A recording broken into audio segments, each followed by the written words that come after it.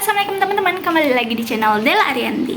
Jadi di video kali ini aku akan membahas tentang materi lagi. Dan ya, aku akan ngejelasin tentang akuntansi. Nah, apa sih sebenarnya akuntansi itu? Banyak nih yang masih keliru tentang pembedaan antara akuntansi dan manajemen.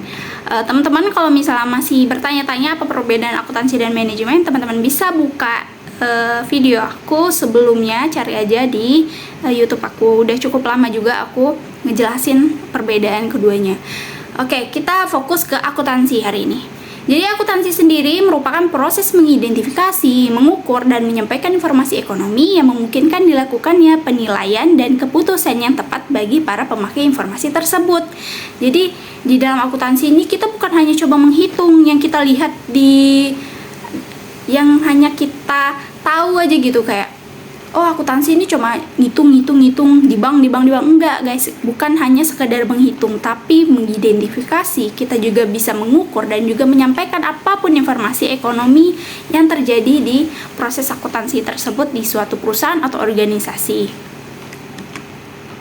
Kemudian akuntansi juga punya proses dan dia bisa dijelaskan dengan siklus. Teman-teman bisa lihat langsung di sini. Di sini ada siklusnya. Jadi siklusnya itu diawalin dengan menyusun kertas kerja, kemudian ke sini membuat jurnal, kemudian memposting buku besar, kemudian menyusun rencana sebelum disesuaikan, dan di sini menyusun laporan keuangan. Nah, di sini teman-teman kalau belum membuat kertas kerja di awal, maka bisa teman-teman melakukan kertas kerja di sini, atau jika sudah, maka melakukan penyusunan neraca setelah disesuaikan. Kemudian di sini setelah melalui dua di antara ini, teman-teman langsung menyusun laporan keuangan, kemudian jurnal penutup, lalu neraca setelah menutup akun nominal, kemudian juga membuat jurnal pembalik dan kembali ke awal. Oke?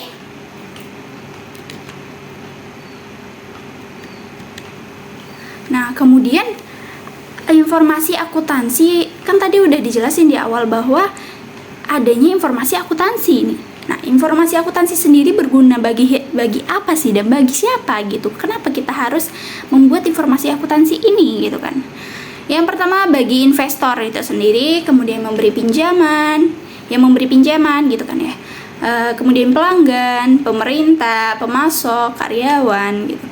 Jadi misalnya suatu perusahaan ini mempunyai informasi akuntansi. Jadi yang pertama di investor ini, kenapa berguna bagi investor? Karena ketika investor mau menitipkan uangnya, mau menginvestasikan uangnya di perusahaan kalian misalnya, itu harus disediakan informasi akuntansi biar jadi pertimbangan bagi investor untuk kedepannya mau nggak nih, jadi apa nggak nih, prospeknya kayak gimana nih gitu.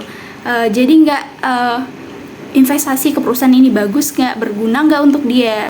Kemudian yang kedua yaitu pemberi pinjaman. Tentu ya, misalnya perusahaan kalian misalnya ingin meminjam uang ke bank, tentu bank itu harus mempunyai informasi akuntansi dari perusahaan kalian untuk menilai berapa nih pinjaman maksimal yang bisa dipinjamkan oleh bank tersebut dengan kemampuan perusahaan kalian itu gitu. Jadi benar-benar bisa melihat prospek dari perusahaan kalian. Apa informasi akuntansi ini berguna bagi pelanggan juga? Karena pada saat kita membeli aja gitu ya, kita kadang tuh mau membeli produk yang udah jelas-jelas banyak orang ketahui kayak gitu.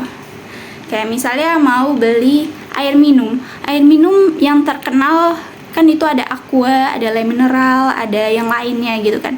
Kita pasti memilih itu karena itu udah terjamin mutunya dan kita tahu nih perusahaan apa dan bagaimana image perusahaan tersebut. Kemudian kenapa informasi akuntansi juga berguna bagi pemerintah? Tentu saja berguna karena untuk mengambil kebijakan pemerintah dalam membuat kebijakan-kebijakan ke depannya.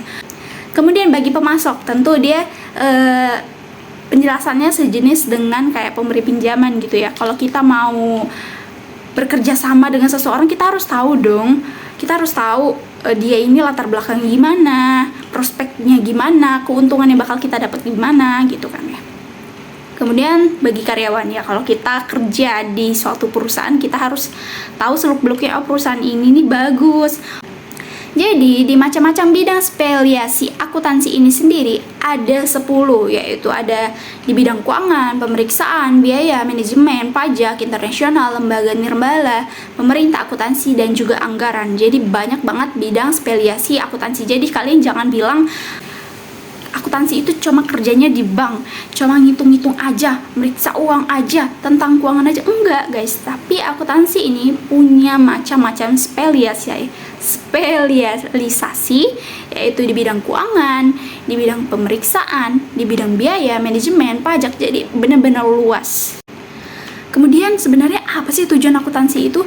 Nah, tujuan akuntansi sendiri adalah menyediakan informasi yang menyangkut posisi keuangan, kinerja, serta perubahan posisi keuangan suatu perusahaan yang bermanfaat bagi sejumlah besar pemakai dalam mengambil keputusan ekonomi. Seperti yang kita singgung di awal di kegunaan laporan akuntansi itu, ya ini, karena akuntansi ini berisi tentang informasi, posisi keuangannya gimana, terus tuh kinerja perusahaannya, kinerja karyawannya bagaimana, serta perubahan posisi keuangan suatu perusahaan itu bagaimana, akankah naik atau akankah turun ataukah dia stabil gitu.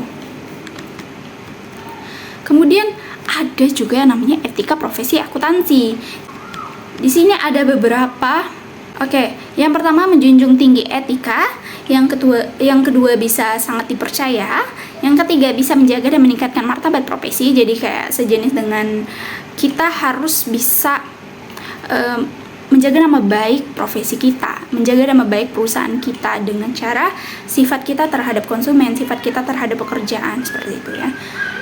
Terus akuntansi publik sesuai dengan SAP. Jadi seperti pekerjaan pada umumnya, kita mempunyai ketetapan umum yang harus dituruti gitu, ditaati gitu ya. Kemudian membuat laporan sesuai dengan SAP. Dan yang terakhir ini, jujur, bisa dipercaya, relevan, dan independen. Oke, itu adalah penjelasan mengenai akuntansi. Terima kasih untuk yang udah nonton sampai akhir. Semoga teman-teman mengerti. Saya adalah Ranti, pamit undur diri. Bye-bye. Jangan lupa like, subscribe, dan komen.